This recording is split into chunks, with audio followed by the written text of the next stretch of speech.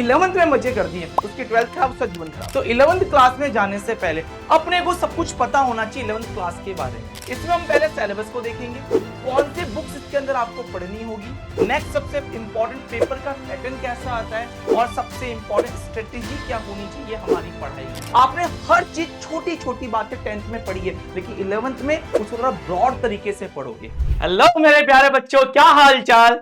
तो बच्चों आज हम स्टार्ट करने वाले हैं 11th क्लास का उदय। हाँ बिल्कुल यार, बिल्कुल आप लोगों ने सही सुना, आज हम लोग 11th क्लास का उदय स्टार्ट करने वाले हैं। बिल्कुल यार, ये तो एक तरीके से हमारा उदय ही तो हुआ, क्योंकि हम इसके बाद 12th में जाएंगे, इसके बाद हम नीट और जेईई की तैयारी करेंगे। इसका मतलब भैया ये हमारा सवेरा 11th क्लास में ही स्टार्ट हो जाता है। चलिए बच्चा, तो 11th क्लास में सर हमें क्या क्या करना है सर, सवेरे में इस उदय में हमें करना क्या है सर। तो बच्चा आपको इसके अंदर कुछ बातें पता होनी चाहिए जब आप पढ़ाई स्टार्ट करते हो। कि यार एक बात बताओ यार, जब भी किसी की शादी होती है ना, या अपने घर में भी अगर कोई शादी कर रहा होता है, तो एक बात बताओ, सब कुछ हम पहले ही डिसाइड कर लेते हैं ना कि यार ठीक है खाने में ये रखेंगे, दुल्हन को ये पहनाएंगे, भैया दुल्हन ऐसे नाचती हुई जाएगी, तो सब कुछ पहले सीख लेते हो ना कि यार शादी में ये कार्यक्रम होना चाहिए। उसके बाद शादी अच्छे से हो जाती है। अगर कुछ भी नहीं बताओ तो बताओ शादी कैसी होगी भैया, सारा सत्यानाश हो जाएगा।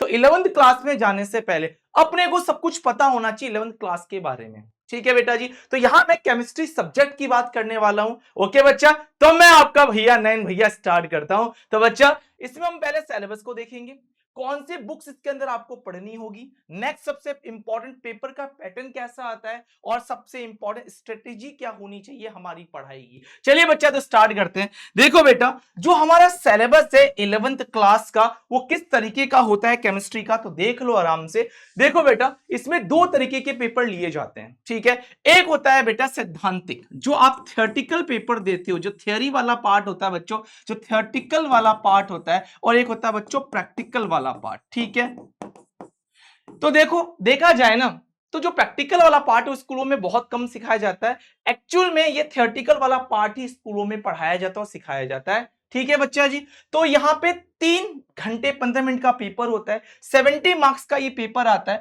और आप लोग ध्यान रख लेना बेटा, ये पूर्णांक तो वर्ड हटा दो यहां पे, ये कुछ नहीं, इसका मतलब कुछ नहीं है। 70 मार्क्स का पेपर होता है और 30 मार्क्स का प्रैक्टिकल होता है। बहुत कम प्रैक्टिकल की जानकारी आपसे पूछी जाती है। ओके, लेकिन मेनली जो हम आपको पढ़ाएंगे वो थियोरेटिकल वाला पार्ट पढ़ाएंगे। तो सिलेबस में क्या क्या है बेटा, तो आपके सिलेबस में ध्यान रखना बेटा, कुछ चैप्टर इंक्लूड किए गए। सबसे पहला जो चैप्टर है वो है बच्चों आपके लिए यहां पर some basic concept of chemistry. इसके अंदर ये कुछ टॉपिक इन्वॉल्वमेंट किए गए। इसमें जो सबसे इंपॉर्टेंट टॉपिक होता है वो होता है मोल कॉन्सेप्ट। हिंदी मीडियम वाले बच्चे ऊपर देखेंगे, इंग्लिश वाले नीचे देखेंगे। ओके बच्चा जी, इसी तरीके से सेकंड वाला चैप्टर होता है एटॉमिक स्ट्रक्चर। आप 10th क्लास में भी पढ़ के आए हो एटम के बारे में।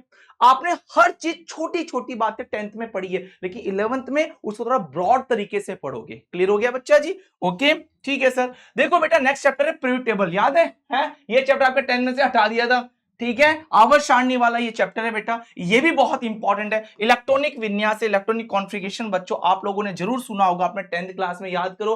अरे भूले तो नहीं, KLMN है ना, उसमें इलेक्ट्रॉन भरते थे, वही सब कुछ यहाँ पे पढ़ने वाले हैं। अगला चैप्टर बहुत इंपॉर्टेंट है और बहुत अच्छे मार्क्स का, ऑलमोस्ट 10 मार्क्स का ही आता है बच्चा। ठीक है ना, ये यहाँ पे ध्यान रखना, केमिकल बॉन्डिंग वाला चैप्टर है बेटा, रासायनिक बंध का ये चैप्टर होता है, बहुत इंपॉर्टेंट। ये मॉलिक्यूल के स्ट्रक्चर के बारे में बताएगा। ओके बच्चा जी, जो अपना नेक्स्ट चैप्टर है बेटा वो है थर्मोडायनेमिक्स, उष्मा गतिकी के बारे में, और ये चैप्टर बच्चों 5 मार्क्स का होगा। इसमें हम हीट की बात करेंगे, एनर्जी या ऊर्जा की बात करेंगे। ओके जी, जो अपना नेक्स्ट चैप्टर है बेटा वो है इक्विलिब्रियम या साम्य अवस्था। इसमें साम्य इक्विलिब्रियम की बात करेंगे बेटा, ये भी अच्छा खासा 8 मार्क्स का बच्चों ये अपना पार्ट रखता है। और अगर मैं नेक्स्ट चैप्टर की बात करूं बेटा, बहुत इंपॉर्टेंट चैप्टर जो आने वाले 12th क्लास में बहुत काम में आता है बच्चा जी, ये कौन सा है? अपचय अभिक्रिया की अगर बात करें तो कुल मिला के बेटा ये रेडॉक्स अभिक्रिया का जो चैप्टर होता है, हिंदी में अगर शुद्ध भाषा बोले तो हम रेडॉक्स ही बोला करते हैं। ठीक है, रेडॉक्स अभिक्रिया का एक चैप्टर होता है बेटा, 6 मार्क्स का होता है ये, ऑक्सीडेशन रिडक्शन की यहां बात करते हैं। ओके बच्चा जी, और अगर मैं नेक्स्ट बात करूं तो ऑर्गेनिक केमिस्ट्री के अंदर आ जाएंगे। ठीक है, ऑर्गेनिक केमिस्ट्री में कार्बन वगैरह की ज्यादा बात करेंगे बेटा। इसके अंदर 2 पार्ट है, ये भी बच्चा ऑलमोस्ट 10 मार्क्स का आता है, आईपीसी नेम लिखना वगैरह। और नेक्स्ट है बच्चों हाइड्रोकार्बन का पार्ट। ओके बच्चा जी, ये तो हो गया हमारा सिलेबस। सर बुक्स कौन सी?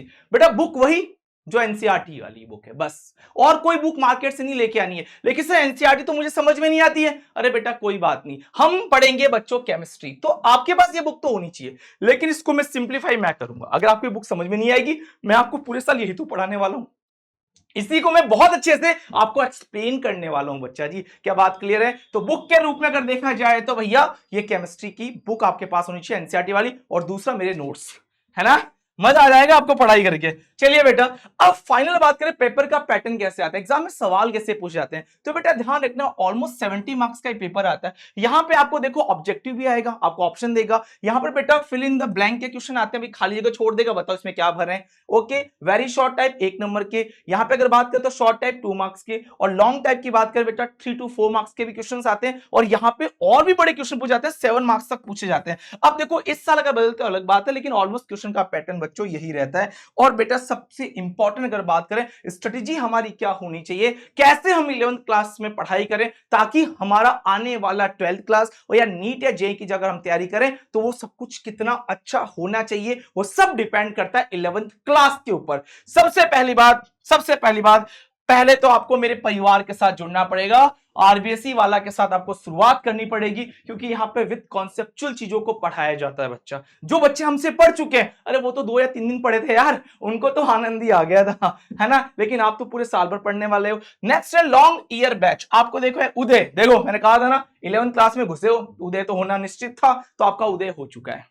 तो बैच का नाम भी क्या है बच्चा, उदय बैच है। प्योर हिंदी में भी है और इंग्लिश में भी। इंग्लिश का मतलब बेटा कंटेंट पूरा इंग्लिश में होता है, समझाया हिंदी में जाता है। क्लियर हो गया बच्चा जी। नेक्स्ट है नोट्स, जो भी बोर्ड पे लिखाया जाए आपकी कॉपी में वो होना चाहिए, ठीक है। और सबसे इंपॉर्टेंट ये 2 बातें हैं बच्चा, वीकली टेस्ट और डेली प्रैक्टिस पेपर। अब देखो ऐसा नहीं हुआ कि अगर आज मैंने पढ़ा दिया तो कोई बात नहीं, बस नोट्स दे दिया, नहीं। मैं आपको डीपीपीस दूंगा, डेली प्रैक्टिस पेपर भी दिए जाएंगे, ताकि आप अपना मेजरमेंट कर पाओ यार, जो मैंने पढ़ा क्या वो मुझे आ रहा है कि नहीं आ रहा है, क्या मेरे क्वेश्चन की प्रैक्टिस हो रही है कि नहीं हो रही है, मेरा बेसिक्स तैयार हो रहा है कि नहीं हो रहा है। ये सारी बातें बेटा इसके अंदर आ जाएगी। नेक्स्ट है, अगर 11th क्लास में देखो अधिकतर बच्चे 11th क्लास को मजे में लुटा देते हैं, नहीं इनसे एंजॉयफुल वाली क्लास है, हटाओ यार 11th में 9th में तो मजे करेंगे, नहीं। जिसने 11th में मजे कर दिए उसकी 12th खराब, उसका जीवन खराब।